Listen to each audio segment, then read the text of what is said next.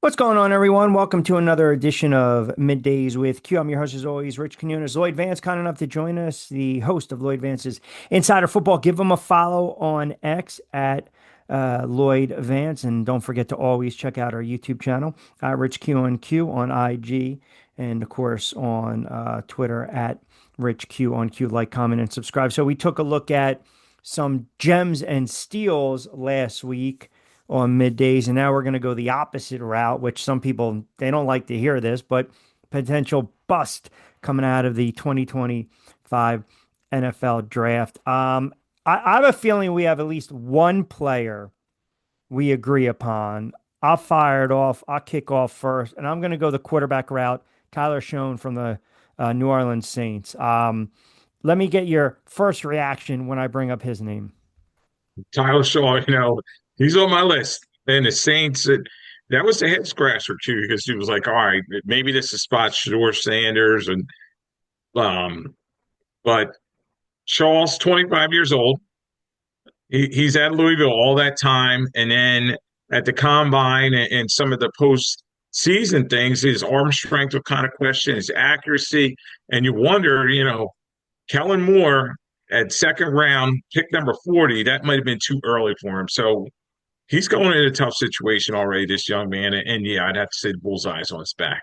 I think they put a lot of stock really on how much they believe he's pro ready.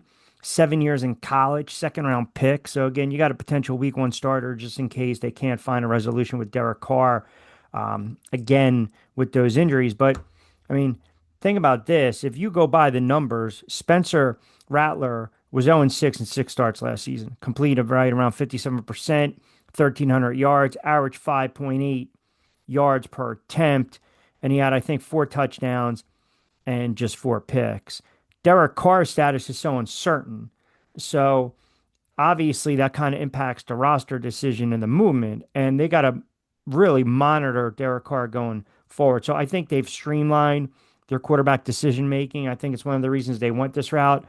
But I just think I look at him and I say to myself, okay, there's a difference between upside, right? High floor, high ceiling, and I'm just not seeing it with this kid. I would have, again, I'm probably thinking you go younger.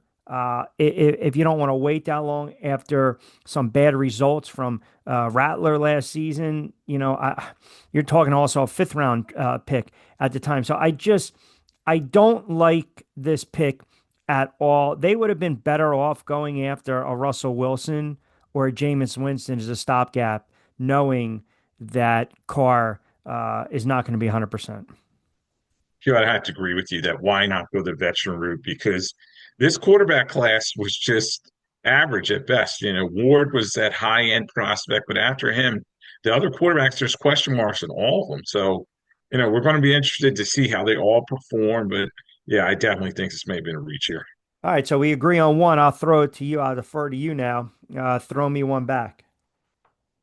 Yeah, you're always really careful that bust label, but early on, a couple guys you got to say, okay, they may struggle coming in the NFL. And one of them I was looking at, high pick by the Buffalo Bills, cornerback Maxwell Harrison. First round, 30th overall, very fast. One of the fastest guys at the combine, timed at 4.28. But I worry about his physicality coming in the National Football League. 5'11, only 183. Yes, the Bills need help in terms of their secondary. They only had 16 total interceptions last year. Benford's kind of banged up with a concussion. So I think a lot of times teams reach for these guys because there's immediate need. And now Maxwell's going to come in there. They're going to expect Harrison and they're going to expect him to be a starter. So, that might be a lot of pressure on the kid. Unfortunately, I'll put the target on his back. So I'm wondering, does any of that and Brandon Bean, they really vetted hard, as you mentioned, it's a first round pick on the cornerback. But again, that the off the field, the allegations, sexual assault, the incident. I mean, those are all red flags. No matter what. I mean, at the end of the day, they're red flags and they can't be ignored. Definitely. And sometimes it's a precursor to something down the line, but other times some teams bring them into their infrastructure and they're able to help these young men through these red flag situations, these character type things that they're pointing out in the draft process. Obviously, every team and head coach and GM's like, oh, we can fix this guy. He's going to be a different guy once he gets in our facility. But sometimes that's just not the case. Listen, perfect example is, there's buzz in DC that the Commander should sign Isaiah Bond. He's a talented wide receiver out of Texas, but again, off the field problems. Yeah, and you don't want to have distractions, No. and when a guy is not available due to situations where he may be in trouble with the law or whatever, it's just not conducive for a head coach. And most of these head coaches we see that are kind of reaching Q, they're on the hot seat, so they're in win now mode.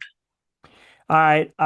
So I've got, I think, a classic boomer bust, even though we talked about they needed upgrades on the defensive side of the ball last week when we were recapping the draft. Arizona Cardinals. Walter Nolan, to me, is the biggest boomer bust prospect because he's got the traits like Carter, potential, tough. But again, the red flags. I mean, he had two very lackluster seasons, Lloyd, at Texas A&M. He had the breakout season at Ole Miss. Scouts and draft experts were drooling all over him.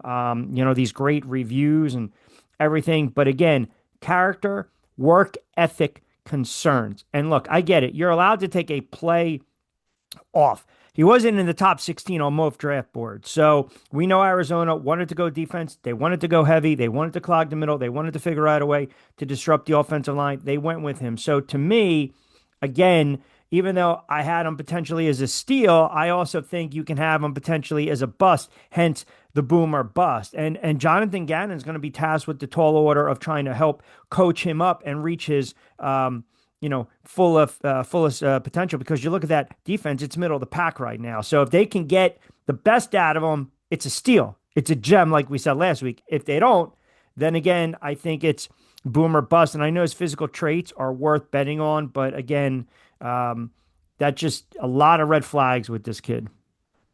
Most important, their GM there, he's trying to establish some help. Jonathan Gannon, been there a couple of years. I'm not saying he's on a hot seat, but they need to get better for the Cardinals. And as Yeah. you said, they're trying to fix the defense that had a lot of leaky holes. And quite frankly, Gannon, that was his calling card, and his defense has not played well. So Nolan, everybody's hoping he's this season's Jalen Carter, who came in with red flags and performed at a very high level. But you just never know. And I also point to the Cardinals for a guy in terms I thought was a Reese possible bust, and it's defensively as well. It's Ed Jordan Bursch. They got him in the third round, 78th overall from Oregon. Has all the measurables, but he's another guy. He transferred from South Carolina, had a knee injury in his past. There's some question marks on his aggressiveness, the ability to handle the run. So right now, those two Cardinals that you pointed out, it could be a disaster for a head coach. You know how that is, Q. If you reach on a guy and you just don't fix the situation, you make it worse, and the fans start pointing and Yeah. the talk radio and then message boards and everything, it should just end up in disaster for Gannon. So these are going to be two interesting picks. Yeah, that's a great call by you. Both, again, going the defensive route. It is a Monday edition of Middays with Q. Rich Quinones here. Lloyd Vance, kind enough to join us. We're kind of looking at potential boomer bust, really just bust, if you will, as we're putting a final bow on the 2025 NFL draft. We'll go around the league with a couple news and notes as well. This one might surprise you a little bit, but I thought the Bears really reached with Colston Loveland at number 10. And listen, I'm not saying he's not talented, but I think, a top 10, but look, the kid with the Raiders, Brock Bowers, is a beast. That's a generational talent. They grabbed him with the 13th pick in the first round last year in 2024. But the other thing that is, they got Cole Kmet. So it's like if you're the Bears, you got a young rookie tight end. You got another established tight end. I know they're trying to, give more weapons to Caleb Williams, but I thought maybe you kind of target a player in the trenches. Maybe you try to go with a running back to take more of that pressure off Caleb Williams or fix that offensive line. So I thought he was a reach, and I'm not enamored with the pick. I think the kid's talented, but at 10, I don't, I just don't see him being an all-world, all-pro quarterback, especially if the quarterback's tight end, pardon me, especially if the quarterback is running for his life. Yeah, the interesting here thing, Q, is you have new head coach in Ben Johnson, but you have a GM, Ryan Poles, who's definitely on the hot seat, and he's trying to, establish, get some offensive Right. weapons for Caleb Williams. And yes, they have some pretty good receivers. They're trying to build at the running back position, but tight end. I thought they were pretty covered there. And Komet had a very good season last year, particularly in the red zone. He's making a lot of plays. Now they better bring a lot of 12 personnel, which is two tight ends. We'll see what Loveland can do coming in there. Obviously, a guy who's better out in space, not that great of a blocker. And then you talk about Tyler Warren was on the board. He was the number one tight end. Warren ends up with the Colts. It's just going to be interesting to see in terms of the Bears.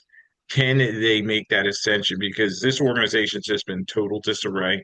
They have a new head coach now, and we'll see how they change things around. But yeah, I definitely think Loveland may have been a little early for him there. Yeah, listen, I mean, sometimes, like you said, you're reaching with some of these picks, and that can turn out to be, the death of you as a GM or head coach. All right, who do you got as we continue?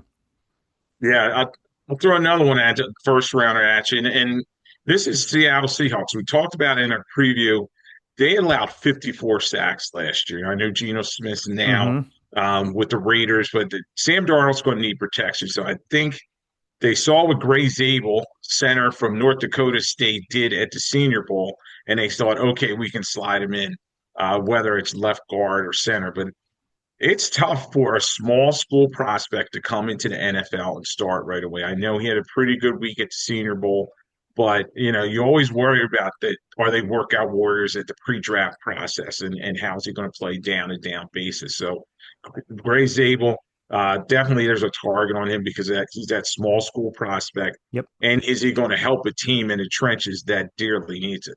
When you draft tackles and linemen, guards and tackles, top 10, top 15, top 20, do you believe that to justify the pick, they have to be an all pro, they have to be a Pro Bowl caliber player? Like he's going to come in and start. He played both guard and tackle spots in college, and then he worked at center at the Senior Bowl. But I'm wondering, when you draft those guys, top 20, do you believe to justify that pick, they need to be an All Pro or Pro Bowl caliber player? Yeah, Q, nowadays, most offensive line guys that I talk to, they say, yes, you need that young guy to come in, slide in right away. If he's a first or second rounder, he's got to perform because a third rounder later, okay, they're a developmental pick. Yeah, Maybe they can be behind a veteran for a little while, but you have to be good at a point of attack. And one big red flag with Zabel was he has very short arms. He has 32-inch arms. You wonder how good he's going to be in the NFL in terms of that phone booth. Is he going to be a good blocker? Opening holes for Walker. So some question marks there with him. interesting. And I know that he's teammates with another offensive lineman, Jalen Sundell, who went undrafted last season. That's not a bad one at all. All right, let's continue down here. So I mentioned my tight end. You went tackle. All right, here's the last one from me, and you're probably going to know exactly where I'm going with this. I think it's Shedeur Sanders. I think that with all these other reports coming out, and the fact that, missing pre-production meetings, blowing off, guys like, Ross Tucker, and just so again, the red flags, the character, everything speaks for itself. But if you look at the play style and decision making, right, the quick release, the lack of quick release, the limited ability to play tight in a pressure situation, a lot of mock drafts and analysts that I respect, and from what I've seen, we want that ad lib, that creative throwing. He's you look at his accuracy and his timing, but sometimes you lack that football acumen to kind of make magic, unconventional throws here and there. The highlight reel, the pocket awareness, the footwork, and also I don't hear a lot of people talking about this. He's played under one head coach, and that's his father, Deion Sanders. And that to me, I think that can almost stunt a young quarterback's growth, especially if you're not in film study, if you're not going over the game plan, if you're not scouting, if you're not watching, if you're not looking at defensive alignments, you're not really understanding defensive comprehension, right? So if I'm a quarterback, the ability for me to understand, react to complex defensive fronts, it's one of the reasons he didn't interview very well when he was, when these were presented to him. And ultimately, Lloyd, I think it's a lack of professionalism. And if you want to call it lack of maturity, so be it. I think a lot of that had to do with the draft slide. And yes, he's got good accuracy and touch, but the arm strength, I don't see it. And I told you this. This is not hating on the kid at all. It's just what I've seen, what I've researched, and those that I trust and I listen to. There's a reason he slid as far as he did. And I think some of it has to do with the attitude and the off the field and the lack of professionalism and really the want to. And the majority of it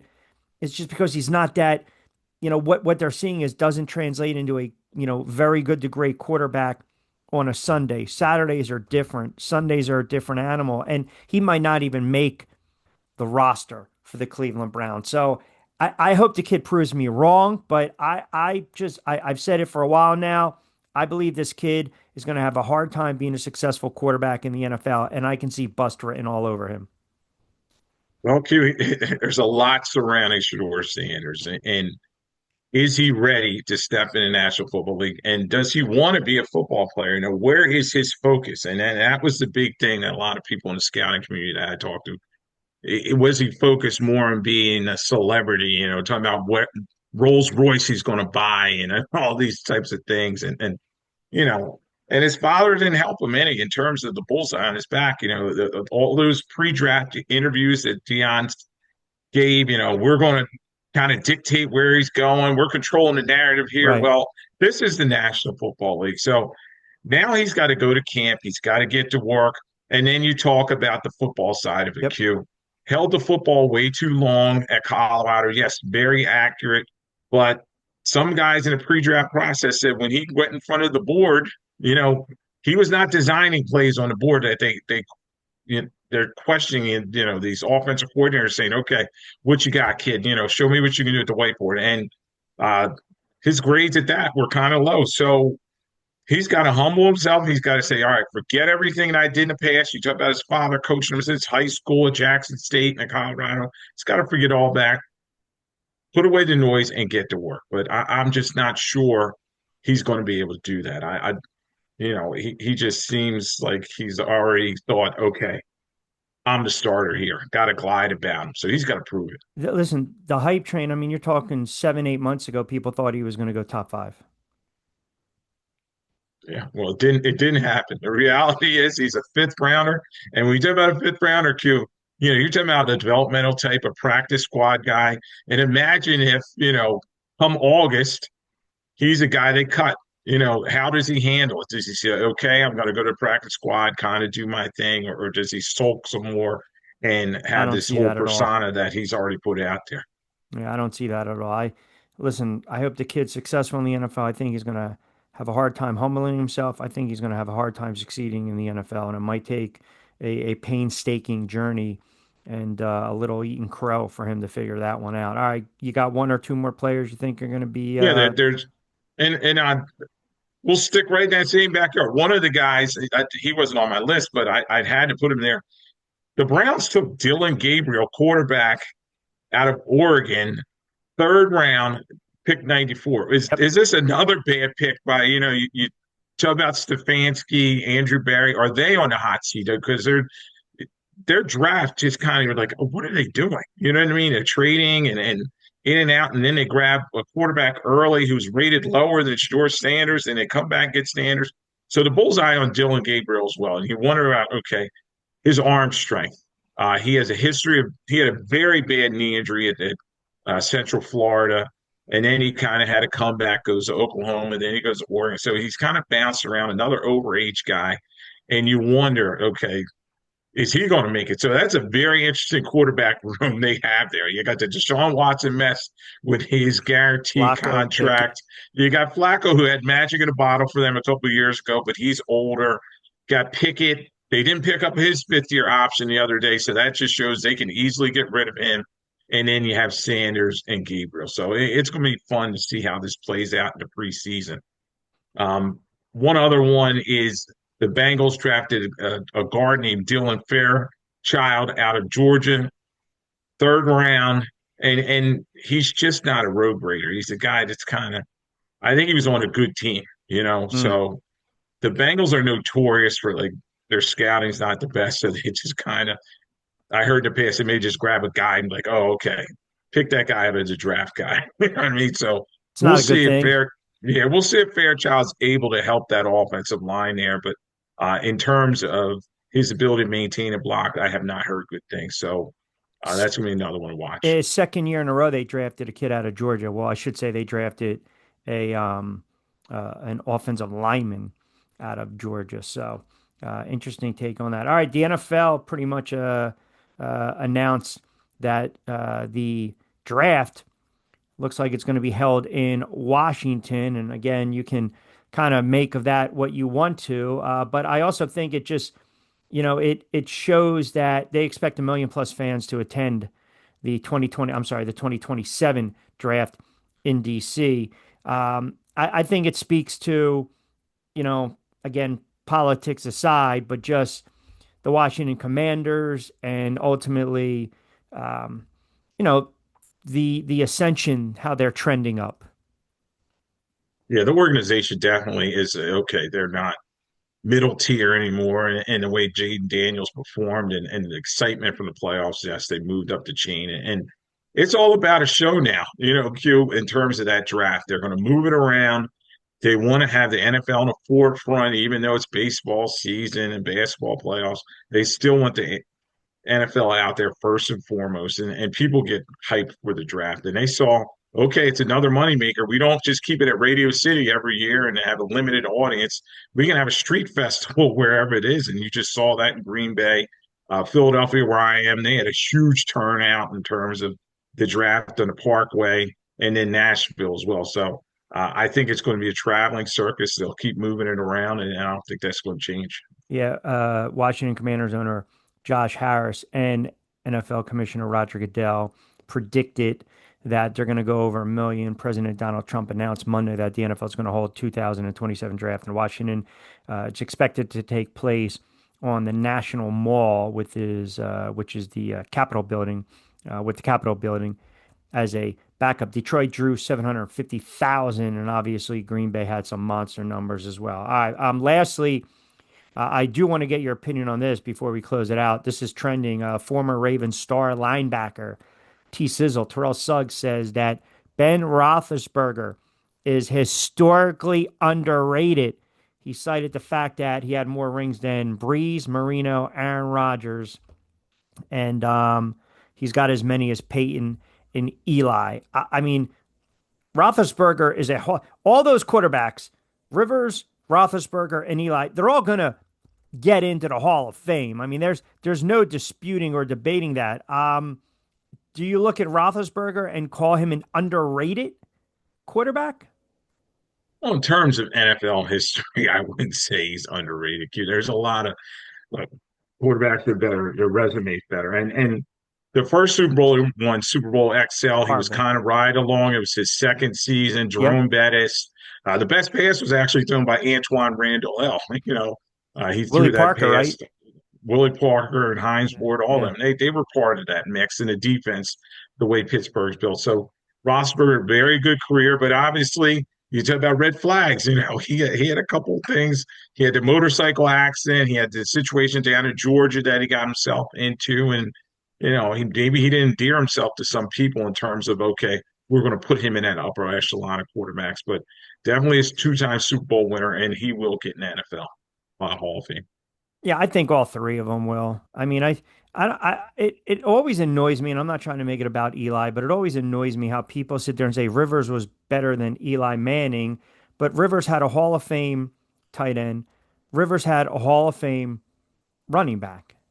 I mean, and pretty good defensive players. Like I just, And he never Eli, won. what's that? And he never won a Super Bowl. No, Rivers. no, no, never won a Super Bowl. Never won a Super Bowl. And, You know, well, one quarterback can say he beat the Patriots and Tom Brady twice in the Super Bowl. But again, it's more about Roethlisberger. I don't think he's underrated. I think he's a Hall of Fame quarterback. I think his numbers speak for themselves, as you mentioned, and I'm glad you did that Super Bowl. That first trip with against Seattle was horrible. The Cardinals Super Bowl was a great game to watch. I mean, obviously, if you weren't a Cardinals fan, but you can make a case it's one of the greatest late touchdown throws in NFL Right. history, right? Antonio Holmes in the corner. Yeah, yeah, exactly. So, he's I don't know. I guess listen, Suggs would know because Suggs played him for so many years in the AFC North, but I there are just so many quarterbacks. The game is so different than it was in the 60s to 70s, right? 70s to 80 and 90s. Now everything's put in place to protect the quarterback. So the passing yards are going to go up, the offense is going to go up, more touchdowns, more throws. But I still harken back, Roger Staubach, I think when they went to shotgun, he was one of the first quarterbacks to throw for over 20 touchdowns. I mean, think about that. Like if you can't throw 20 touchdowns in this NFL, sorry, Daniel Jones, then you've got a problem. And the game has changed. The position has evolved where, the days of the pocket passer, that step back, straight up, look down the field, pure pocket passer, they're done. They want quarterbacks that can move around, that are athletic, that can take off and run, strong arms, strong lower body, magicians pulling rabbits out of the hat. It's not like Roethlisberger was a fleet of foot. None of those quarterbacks were. Rivers, Eli, Roethlisberger. A little scrambling here and there, a little sliding all over, but the position it's changed over the last 15, 20 plus years. It has, and it's because of the speed of the game, Q. Yep. It's get the ball out of their hands quickly. It's get away from pressure because the defensive linemen are faster than ever, and you got to be able to, they like that dual threat playbook that's coming out of college, and some of the quarterbacks that we're seeing are drafted. That's what they do best. But it's been interesting to see Rossberger if he has to wait to get in the Hall of Fame or not. But definitely a Steelers Hall of Famer. Um, but I just don't think all time he's a top 10 No, guy now. no. And lastly, I saw that Sims's family stepped in with Carter about giving up the number 11. I mean, listen, Phil Simms is my guy. I'm sorry. You're not giving up number 11. I don't like this. Those numbers are sacred. They're retired. They're on walls of fame. Just leave them alone. There's a reason that a jersey, a number is retired. And I'm not that fan of unretired. No, not happening, especially number 11. And you can always you can get a legacy with a new number. You know what I mean? And if a number's retired, it should be. But Q, there's also the other side of it. Numbers that should be retired aren't. There's guys running around with Dick Butkus's 51 for the Bears. You know what I mean? So That's a I fair say point. get it right.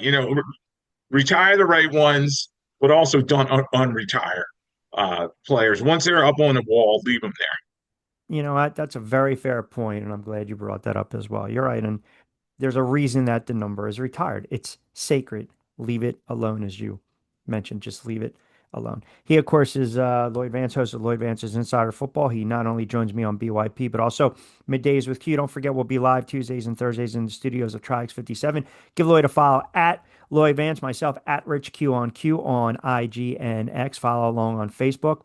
And of course, as always, don't forget your BYP 20 promotion when we do our gambling lines as well for fresh roasted coffee. BYP 20% off your first purchase of fresh roasted coffee. We're also brought to you by Play It Again Sports, 2 locations now in Mount Laurel and Deptford. All right, my friend, we will do it again later on in the week. We'll start to look at what we think would be some projected win totals around the league. Always appreciate you jumping on board for a couple moments on this Monday edition of Middays with Q. Q, thanks for having me on.